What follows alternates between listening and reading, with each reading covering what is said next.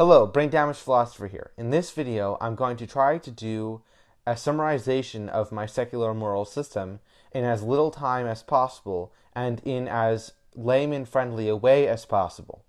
I'm going to be leaving out many of the more involved justifications for some of the things I say here, and I will also be leaving out many of the specific details, consequences, and exceptions to what I say here as well, since I just want to get to the core point.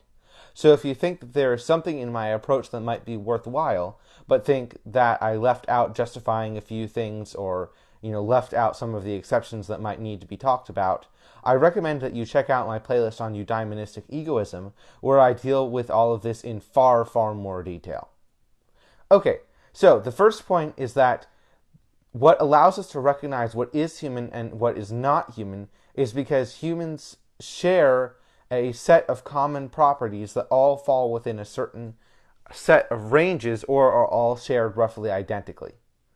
I see no reason to think that what makes us happy or fulfilled or maximizes our well-being should not be one of these properties which is either shared between all of us or is similar between all of us in such a way that it falls between into a set range with some form of Gaussian distribution. Since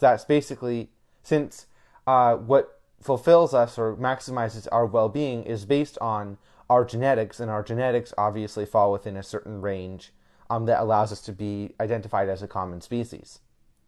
As such, I think it is scientifically and objectively possible to come to conclusions that are generally and relatively universally applicable concerning what makes humans happy. I don't think this is a particularly controversial statement. The second point is that I think it is possible with philosophical argument and scientific experimentation to determine that all humans desire their own well-being as their primary goal, or their ultimate desire. A short philosophical argument for this, which I expand more upon again in my series on eudaimonistic egoism, is that everything we do is justified by some goal which we are acting towards.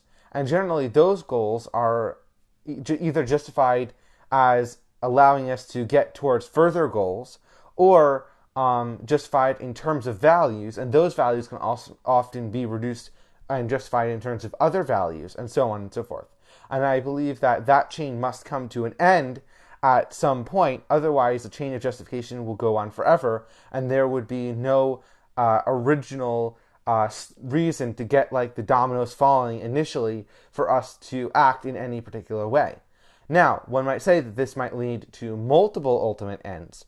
However, if there were multiple ultimate ends, then they would necessarily conflict, because acting in favor of one ultimate end may not be acting in favor of the other if they were actually separate ends. And so either they end up unified ends because you don't have to decide between them, or because the decision procedure that you use to decide between them then becomes the ultimate end that justifies everything else. And so ultimately, in order for action to be possible, a human has to have a single ultimate end that motivates all other actions, which I believe is most probably well-being.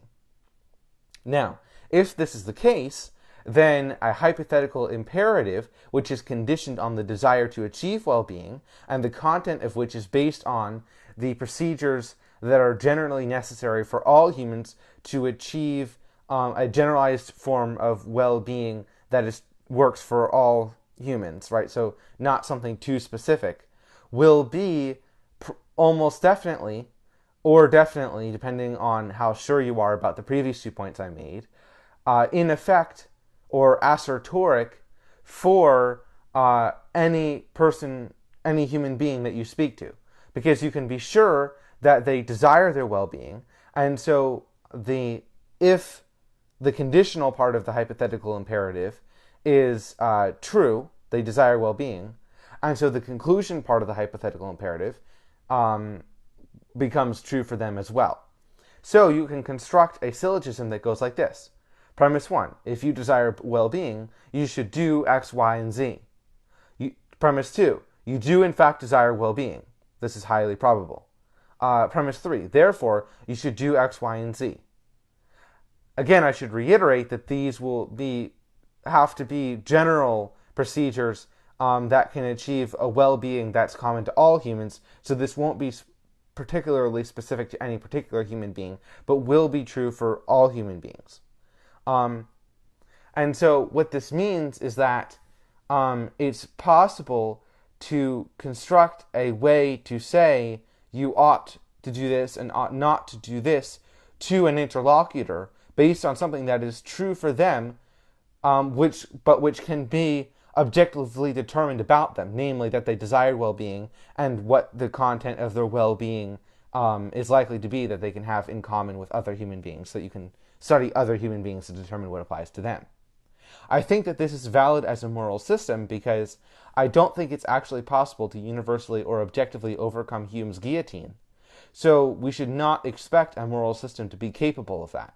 I don't think such a thing as objective values, that is, values that are independent from any mind, are a coherent concept in the first place, since values are based on what is desirable, and desire are propositions about the pursuit worthiness of something that is held in a goal-oriented mind.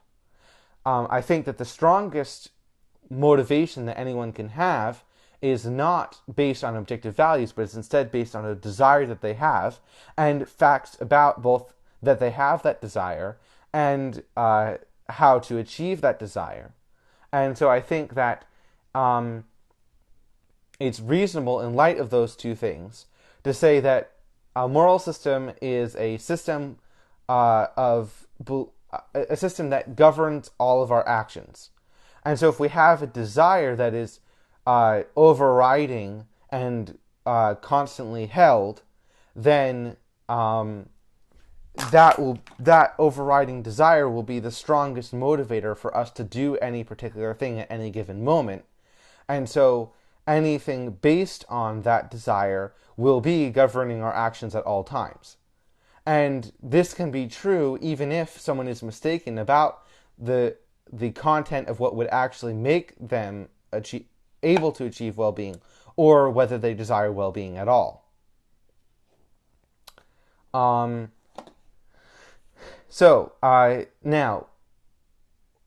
whether this is functional as a moral system instead of an amoral system, so to speak, depends on what I think the content of human well-being is. I think that it's reasonable to say that human well-being depends in part on the well-being of others, and although the degree to which our well-being depends on the well-being of others is proportional to the degree of the frequency of contact that we have with those others. This means that if we desire well-being, we should act at least partially on the basis, or at least substantially on the basis of a sort of location-aware, inverse square law-based consequentialism. However, I also think that our well-being is also dependent on how we treat people. I think it is generally psychologically damaging, for instance, to kill and torture people, or to do things to other people that we would find horrible or hate-worthy if done to ourselves. And therefore, I think that it is detrimental to our well-being to treat others poorly. This means that I don't think that you can derive from the well-being of humans a general consequentialism, but instead a consequentialism that also has side constraints concerning what we can do to other people. In conclusion, I think that the strongest form, I don't think that it is possible to come up with an objective morality that exists totally apart from the particular beings that we want to obey this morality. However, I do think it is possible to both establish that human beings desire well-being and the content of that well-being, and that the content of that well-being in part is determined by the state of the world around us and how we treat others. And so based on a hypothetical imperative, we can say that even if people don't realize it, the overriding desire that governs all of their actions includes or necessitates certain actions with respect to the state of the world and how we treat others. And since, again, a moral system is best defined if we set aside objective values as impossible, as a system which governs all of our actions, especially with regards to the state of the world and how we treat others, I think the fact that we can come up with I think that we can genuinely call a system based on the content of our well-being and desire we have for well-being and a moral system, even though it doesn't appeal to objective values. I hope that was helpful and will intrigue you to look further into my ethical system, and thank you for listening.